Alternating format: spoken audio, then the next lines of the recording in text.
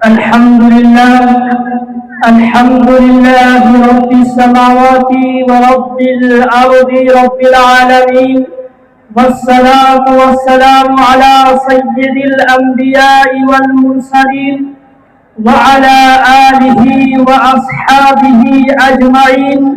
أما بعد، فأعوذ بالله من الشيطان الرجيم. بسم الله الرحمن الرحيم. واعتصموا بحبل الله جميعا ولا تفرقوا. صدق الله العظيم. আজকের এই পবিত্র ঐতিহ্যবাহী ভারতবর্ষের ৮০তম স্বাধীনতা দিবসে আমরা যে দিনটিকে সেলিব্রেট করছি, আমাদের ছাত্র ভাইদেরকে জানতে হবে এই দিনটি আসার পিছনে আমাদের পূর্বপুরুষের ত্যাগ তিতিক্ষা এবং তাদের কোরবানির কথা ইতিহাস থেকে মুছে দিতে চাইলেও আমাদের বারবার উত্থাপন করতে হবে। ভারতবর্ষের কোণে কোণে কোনায় কোনায় আমাদেরকে উত্থাপন করতে হবে এদেশের আমরা ভারতীয় নই। মনে রাখতে হবে ভারতবর্ষ আমাদের কাছ থেকে ইংরেজরা ছিনিয়ে নিয়েছিল ছলে বলে করে কৌশলে। যখন ইস্ট ইন্ডিয়া কোম্পানি ঘোষণা করেছিল যে জমিন খোদার, বাদশাহ সালামতের এবং নির্দেশ হুকুম চলবে ইস্ট ইন্ডিয়া কোম্পানি, তখনই আমাদের পূর্বপুরুষের ঐতিহ্যবাহী ব্যক্তিত্ব শাহ ওলিউল্লাহ মুহাদ্দিস দেহলভী আলাইহির রহমা সর্বপ্রথম উদ্ভাবন করতে পেরেছিলেন ভারতবর্ষ আমাদের হাত থেকে ইংরেজদের কবলে পড়ে গেছে। তিনি উপলব্ধি করতে পেরেছিলেন ভারতবর্ষ গোলাম হয়ে গেছে, ভারতবর্ষ পরাধীন হয়ে গেছে। তিনি বাহাদুর শাহ জাফরকে সতর্ক করেছিলেন। তারপরে তিনি তার জীবদ্দশায় তেমন কোনো সংগ্রাম করতে না পারলেও তিনি সংগঠন করে দিয়ে গেছিলেন। সেই সংগঠনের পতাকা বহন করে জাহাজের নাবিক যেমন ঝড়ের রাতে জাহাজকে কিনারায় পৌঁছে দেয়, গহীন অরণ্যের মধ্যে কাফেলাকে যেমন কাফেলার নেত্রী এবং নেতা যেমন গন্তব্যে পৌঁছে দেয়, শাহ আব্দুল আজিজ রাহমাতুল্লাহ আলাইহি সর্বপ্রথম ব্যক্তিত্ব ছিলেন যখন তিনি সমস্ত ওলামায়ে কেরাম ভারতবর্ষের শুভমুখী মুসলমান এবং অমুসলমানদেরকে নিয়ে স্বাধীনতার ঘোষণা দেন। তিনি দর্প ভরে সোচ্চারিত হয়ে ওঠেন। তিনি বলেন, ইংরেজদের বিরুদ্ধে সশস্ত্র সংগ্রাম করা মুসলমানদের জন্য ফরজ, তাদের বিরুদ্ধে জিহাদের ময়দানে নামতেই হবে। শাহ আব্দুল আজিজ রাহমাতুল্লাহ আলাইহি ঘোষণার পরে ভারতবর্ষের ওলামায়ে কেরাম বিভিন্ন প্রান্তে সংগ্রামে ঝাঁপিয়ে পড়েন, যার ফলস্বরূপ দিনে ভারতবর্ষের হাজার হাজার ওলামাকে শহীদ করে দেওয়া হয়। দিল্লির বুকে শাহ ওলিউল্লাহ রাহমাতুল্লাহ প্রতিষ্ঠিত আব্দুল রহিম রহিমিয়া মাদ্রাসা, সেই মাদ্রাসাকে তছনছ করে দেওয়া হয়। তার দেহের মধ্যে ৩০ প্রয়োগ করা হয়। তিনি বিষের যন্ত্রণা সহ্য করেন, কিন্তু ইংরেজ বিরোধিতার পর থেকে এক পা পিছু হতে তিনি পদক্ষেপ গ্রহণ করেন না। তিনি যখন ১৯২৪ সালে বিষের যন্ত্রণায় মৃত্যুবরণ করেন, এহলোক থেকে পরলোকে গমন করেন, তার দুইজন প্রতিনিধি তৈরি করেছিলেন শাহ ইসমাইল শহীদ আলাইহির রহমা এবং সৈয়দ আহমদ শহীদ আলাইহির রহমা, যারা তার এই সংগ্রামী মিশনকে এগিয়ে নিয়ে যান। সংগ্রাম করতে করতে 1831 সালে বালাকোটের ময়দানে শাহ ইসমাইল শহীদ এবং সৈয়দ আহমদ শহীদ প্রাণপণে যুদ্ধ করতে করতে নিজের জীবনকে দেশের জন্য উৎসর্গিত করেছিল। তখন কোনো অমুসলিম নেতৃত্ববৃন্দ ভারতবর্ষের স্বাধীনতা সংগ্রাম করতে চিন্তা করতে শুরু করেনি। যারা আজকে ইতিহাস জানে না, তাদের মনে রাখতে হবে ভারতবর্ষের প্রথম সশস্ত্র সংগ্রাম এবং জিহাদ হলো 1831 সালের বালাকোটের যুদ্ধই হচ্ছে ভারতবর্ষের প্রথম সংগ্রাম। এটা ভারতবর্ষের লোকে ইতিহাস জানে না। সেই সংগ্রামের পর চলতে চলতে 1857 সালে সিপাহী বিদ্রোহের সূচনা হয়। ওলামায়ে কেরাম, ভারতের সৈন্যরা জোরদার ভাবে ইংরেজ সাম্রাজ্যবাদকে উচ্ছেদ করার জন্য ঝাঁপিয়ে পড়েছিলেন, কিন্তু দুর্ভাগ্যবশত এই সংগ্রাম শহীদ হল না। 50,000-এর বেশি ওলামায়ে কেরামের প্রত্যেকটি গাছে ঝুলিয়ে দেওয়া হয়েছিল। ওলামায়ে কেরামদের পবিত্র লাশকে সেলাই করে আগুনে নিক্ষেপ করা হয়েছিল। ওলামায়ে কেরামকে জ্যান্ত দাহ করা হয়েছিল এবং সেই ওলামায়ে কেরাম তাদেরকে হত্যা করতে করতে যখন এমন পরিস্থিতি ছিল হলো, দিল্লি, উত্তরপ্রদেশ 1 কিলোমিটার 2 কিলোমিটার পর্যন্ত জানাজা করার লোক খুঁজে পাওয়া যাচ্ছিল না, কোন আলেমের দিন পাওয়া যাচ্ছিল না। দুটি প্রমুখ আলেমরা যারা বেঁচে ছিলেন তারা দেওবন্দের বুকে মাওলানা কাসিম নানতুবি আলাইহির রহমা, মাওলানা রশিদ আহমদ শহীদ আলাইহির রহমা, হাজী আদিল হোসেন, হাজী আব্দুল্লাহ মুহাজির মক্কি আলাইহিমুর রহমা, তারা ঐক্যবদ্ধভাবে চিন্তায় মগ্ন হলেন। একদিকে ভারতবর্ষের 50,000-এর বেশি ওলামা শাহাদাত বরণ করেছেন, তাদের এতিম ছেলেগুলো ইংরেজরা মিশনারি শিক্ষার মাধ্যমে তাদের খ্রিস্টান করে নিচ্ছে, ইংরেজ বানিয়ে নিচ্ছে, তাদেরকে খ্রিস্ট ধর্মে দীক্ষিত করছে। যারা ছিল ইংরেজের বিরুদ্ধে সংগ্রামী মুজাহিদ, তাদের সন্তানকে ফ্রি থাকা, ফ্রি খাওয়া, মিশনারি সিস্টেমের মাধ্যমে ইংরেজ তৈরি করার গভীর ষড়যন্ত্র করছিল। ওলামায়ে কেরামরা মাথা নিচু করে আল্লাহর দিকে রুজু করে বসে পড়লেন, আল্লাহর দিকে তারা ইলহামের অপেক্ষা করলেন। অতঃপর কিছুক্ষণ তারা চিন্তা ভাবনা করার পরে তারা বললেন, আমাদের অন্তরে ইলহাম হচ্ছে, আল্লাহর পক্ষ থেকে নির্দেশ আসছে, আমরা দেওবন্দের বুকে একটি মাদ্রাসা প্রতিষ্ঠিত করব। 1857 সালের পরে 1866 সালে দেওবন্দের ছাত্রা মসজিদের দারিং গাছের তলায় মোল্লা মাহমুদ শাহ শিক্ষকের তত্ত্বাবধানে মাহমুদুল হাসান ছাত্র শিক্ষার জন্য শিক্ষাক্ষেত্র প্রস্তুত করা হলো এবং সেখান থেকে সেই মাহমুদুল হাসান শেখুল হিন্দ নামে উপাধিতে ভূষিত হলেন। এর মধ্যে সামনের ময়দানে হাজী জামিন শহীদ রহমাতুল্লাহ আলাইহি, হাজী ইমদাদুল্লাহ মুহাজির মক্কি আলাইহির রহমা এবং কাসিম নানতুবির নেতৃত্বে যে সংগ্রাম করা হলো, ইংরেজদেরকে পরাস্ত করে তাদের কাছ থেকে তোপ কামানকে ছিনিয়ে নেওয়া হয়েছিল।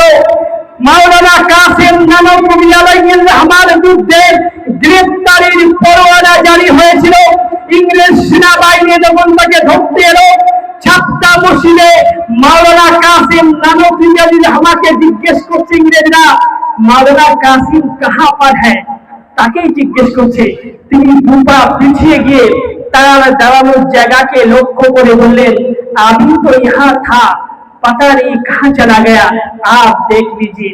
তিনি মিথ্যা বলে তার জায়গাকে লক্ষ্য করে তিনি দুপা পিছিয়ে যে মানসিকের চাল ছেড়ে তিনি ইংরেজদেরকে ধোঁকা দিয়ে সেখান থেকে তাদের হাত থেকে পরিত্রাণ পেলেন। এটা ছিল আমাদের ওলামায়ে আকাবিরদের কোরবানি। তার ছাত্রগণ শিক্ষকগণ বললেন, হুজুর আপনি কিছুদিনের জন্য আত্মগোপন করে থাকেন। তিনি বললেন, আমি আত্মগোপন করতে পারবো না। অনেক জোরাজুরি এবং জবরদস্তির পরে, অনেক অনুমোদনের পরে তিনি যখন আত্মগোপন করলেন, 3 দিন পরে আবার বেরিয়ে এলেন। ছাত্র শিক্ষকরা উদ্বিগ্ন হয়ে উঠল, আপনাকে তো আবার গ্রেফতার করবে। তিনি বললেন, আমার মহানবী সাল্লাল্লাহু আলাইহি ওয়াসাল্লাম হিজরতের সময় মক্কা থেকে মদিনায় যাওয়ার পথে গারে সাওর গুহায় মাত্র 3 দিন আত্মগোপন করেছিল। যদি আত্মগোপন করা বৈধ মাসের পর মাস, তারপরও আমার রাসূল 3 দিন করেছে, আমি 3 দিনের বেশি আত্মগোপন করে থাকতে পারবো না। আমার রাসূলের অনুসরণের বিরুদ্ধচারণ আমি করতে পারি। সুবহানাল্লাহ। এই ছিল আমাদের আগামীর, একদিকে সুন্নাতের উজ্জ্বল দৃষ্টান্ত, অপরদিকে ময়দানের বীর সংগ্রামী। আমি কথা শেষ করব। আমাদের মনে রাখতে হবে দেওবন্দের প্রথম ছাত্র শাইখুল হিন্দ রহমাতুল্লাহ আলাইহি মালটাকে 18 বছর যাবত তিনি যে সংগ্রাম করার কারণে তাকে জেলের মধ্যে রাখা হয়েছিল। উত্তপ্ত লোহার শিক তার কোমরের উপরে প্রত্যেক দিন জ্বলা হতো, যেখান থেকে চর্বিগুলো গলে গলে পড়তো। শেখুল ইসলাম হোসেন আহমদ মাদানী আলাইহির রাহমা বলেছেন, আমি সঙ্গে ছিলাম এবং শেখুল হিন্দকে যখন ইংরেজরা বলল, আপনি কেন বুখারীর সবক ছেড়ে পর্দান করা ছেড়ে ইংরেজদের বিরুদ্ধে আরোপ করছেন, তিনি বলেছিলেন, আমাকে যদি শেখুল হিন্দকে যদি জ্বালিয়ে পুড়িয়ে ছাই করে দেওয়া হয়, সেই ছায়ের মধ্য থেকে ইংরেজ বিরোধিতার গন্ধ বেরোবে। আমি আমার ছাত্রদের বলবো, চার পায়ে করে তক্ত বসে করে গ্রাম গ্রামান্তরে আমাকে নিয়ে যাবে, সেখানে গিয়ে আমি ইংরেজ বিতাড়নের স্লোগান দেব এবং সংগ্রাম করে তুলব। হোসেন আহমদ মাদানী আলাইহির রাহমা এবং কাসেম নানভীকে যখন বলা হলো দারুল উলুম দেওবন্দকে বন্ধ করে দেওয়া হবে, তিনি বলেছিলেন, अगर अंग्रेज तुम दारुल के ईद से ईद बजा दोगे तब भी अब अंग्रेजों के मुखालफत करने से पीछे नहीं हटेंगे। শেখুল ইসলামকে বলা হলো, আপনি ফতোয়া দিয়েছেন ইংরেজ সেনাবাহিনীতে মুসলমানদের ভর্তি হওয়া হারাম, এই ফতোয়া প্রত্যাহার না করলে আপনাকে ফাঁসির দড়িতে ঝুলানো হবে। তিনি বলেছিলেন, হোসেন আহমদ মাদানী দেওবন্দ থেকে বের হওয়ার সময় সাথে করে কাফনের কাপড় নিয়ে এসেছে।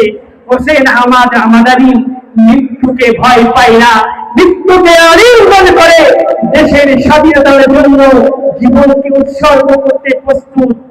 আমার ছাত্র ভাইরা, আমাদের ইতিহাস পড়তে হবে, মনে রাখতে হবে, স্বাধীনতা সংগ্রামের 200 বছরের প্রথম 100 বছর মুসলমান বিশেষ করে ওলামায়ে কেরাম একা সংগ্রাম করেছে, তাদের সঙ্গে কেউ ছিল না। দ্বিতীয় 100 বছরে ওলামায়ে কেরাম মহাত্মা গান্ধীকে মহাত্মা উপহার দিয়ে লিডার বানিয়ে ভারতবর্ষের স্বাধীনতা সংগ্রামের নেতা বানিয়েছে। আজকের নেতাজি সুভাষচন্দ্র বসু, যিনি নেতাজি নামে অভিহিত, আমরা জানি না ওবায়দুল্লাহ সিন্ধি রহমাতুল্লাহ আলাইহি যিনি রেশমি রোমান আন্দোলন চালিয়েছিলেন, সেই ওবায়দুল্লাহ সিন্ধি রহমাতুল্লাহ আলাইহি তিনি শেখুল হিন্দের ছাত্র ছিলেন।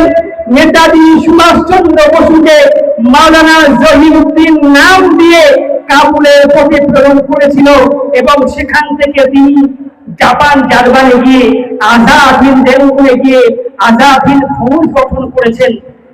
মাওলানা ওবায়দুল্লাহ সিন্ধির কারণে মাওলানা সুভাষচন্দ্র বসু দেশ থেকে বিদেশে যাত্রা করার সুযোগ পেয়েছেন, তিনি হিরো হয়েছেন। মুসলমানরা সুভাষচন্দ্র বসু মহাত্মা গান্ধীকে হিরো বানিয়েছেন, তাদেরকে লিডার বানিয়ে খেলাফত আন্দোলনের নেতৃত্বকে যুক্ত করেছেন। সংগ্রাম করতে করতে 1919 সালে জমিয়তে উলামায়ে হিন্দ প্রতিষ্ঠিত হলো। কংগ্রেস চাইছিল ইংরেজরা ভারতবর্ষে থাকুক, আমাদের শুধু রাজত্ব চালনায় অংশগ্রহণ করতে দিক, একে বলে স্বায়ত্ত শাসন। ইংরেজকে তাড়ানোর কথা কংগ্রেস বলেনি, হিন্দু লিডাররা প্রথমে বলেনি, তারা বলেছে ভারতবর্ষে ইংরেজরা থাকুক, আমাদেরকেও দেশ চালানোর সুযোগ করে দিক। কিন্তু জমিয়তে উলামায়ে হিন্দ সেই সংগঠন দেওবন্দের প্রতিষ্ঠিত, সেখান থেকে উদ্গত সেই সংগঠন যারা বলেছে আমরা স্বায়ত্ত শাসন চাই না, আমরা পূর্ণ স্বরাজ চাই, পূর্ণ স্বাধীনতা চাই, আমরা ইংরেজদের উপস্থিতি ভারতবর্ষের বুকে বরদাস্ত করতে পারবো না। জমিয়তে উলামায়ে হিন্দ প্রথম ভারতবর্ষের পূর্ণাঙ্গ স্বাধীনতার দাবি করে এবং কংগ্রেসকে বাধ্য করে পূর্ণ স্বাধীনতার আওয়াজ তোলার জন্য। এরা ভারতবর্ষের হিস্টোরিক্যাল ট্রুথ, ঐতিহাসিক সত্য। কংগ্রেস কিন্তু জমিয়তে উলামায়ে হিন্দের ওয়ার্কিং কমিটির মিটিং এর পরে চাপের মুখে পড়ে ভারতের পূর্ণাঙ্গ স্বাধীনতা দাবি করেছে। তাই আমার ছাত্র ভাইদের বলবো, ভারতবর্ষের প্রকৃত সত্য ইতিহাস আমাদের জানতে হবে। আমাদের বর্তমান মুখ্যমন্ত্রী তিনিও তো কয়েক বছর আগে সর্বসমক্ষে বলেছিলেন যে ভারতবর্ষের প্রকৃত স্বাধীনতা সংগ্রামের আন্দোলন শুরু হয়েছে দেওবন্দের মুখ থেকে, জমিয়তের মাধ্যমে। এখন তিনি পলিটিক্যাল কারণে পাল্টি খেলেও তার কথা ফেসবুকে ভাইরাল হচ্ছে। আমরা আমাদের করতে হবে, আমাদের কথা আমাদের উচ্চারণ করতে হবে, আমাদের কলম ধরতে হবে, আমাদের ইতিহাস আমাদের পুনর্নির্মাণ করতে হবে। কে বলে দেবে কোথা থেকে? বারবার যদি আমরা আমাদের ইতিহাসকে সমাজের সামনে, দেশের সামনে তুলে ধরি, কলমের মাধ্যমে, বলার মাধ্যমে সংগ্রাম আমরা চালাবো। আমরা ইংরেজের সামনে যেমন পরাস্ত হইনি, মাথা নত করিনি, ইংরেজের দেওয়া পলিসির সামনেও আমরা মাথা নত করবো না।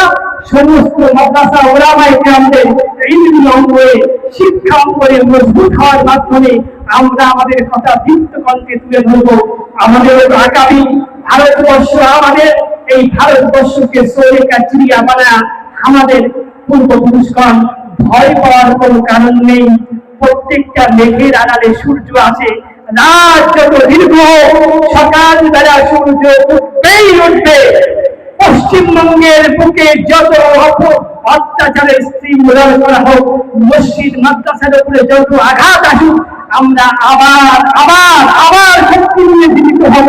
হর কারবালা কে বাদ ইসলাম জিন্দা হতা হয়। প্রত্যেকটা কারবালার মতো সংগ্রামের পরে, প্রত্যেকটা রাতের আধার কেটে যাওয়ার পরে আবার সূর্য উঠবে। আমরা এগিয়ে যাব দেশ ও জাতির নেতৃত্বের জন্য। আমাদের যোগ্যতা, আমাদের শ্রম, আমাদের সাধনা, আমাদের ট্যালেন্টকে আমরা কাজে লাগিয়ে ভারতবর্ষ জগৎ সবাই শ্রেষ্ঠ আসন যাবে, এই মর্মে আমরা কাজ করব। ভারতবর্ষের সম্প্রীতি, ভারতবর্ষের সৌহার্দ্য, হিন্দু মুসলিম ঐক্যের যে দায়িত্ব, এটা আমাদের কাঁধে। আমরা অত্যন্ত শান্তিপ্রিয়, সৌহার্দ্য প্রিয় সম্প্রদায়। এই সম্প্রদায়কে আরো দায়িত্বশীলতার সঙ্গে দারুল উলুম কালিকাপুর মাদ্রাসা যেমন পশ্চিমবঙ্গের প্রান্তে প্রান্তে হিন্দু মুসলিমের কাছে সামাজিক পরিষেবা পৌঁছে দিয়েছে। আমরা দেশের জন্য সুযোগ্য নাগরিক করার জন্য আমরা যেমন কালিকাপুর মাদ্রাসা, বিল্লাত বয়েজ গার্লস স্কুল করেছি, এভাবে দেশ ও জাতি গঠনের জন্য আমরা শান্তি এবং সর্বাত্মক সংগ্রাম করব, সাধনা করব, পড়াশোনা করব। আমরা আমাদের মেধা দ্বারা পৃথিবীর বুকে ভারতবর্ষের স্থানকে সর্বোচ্চ আচলে পৌঁছে দেব, এই আশা প্রত্যাশা রেখে আজকের দিনে শুভকামনা করে আমার কথা শেষ করছি। ওয়া আখিরু দাওয়ানা আলহামদুলিল্লাহি রাব্বিল আলামিন।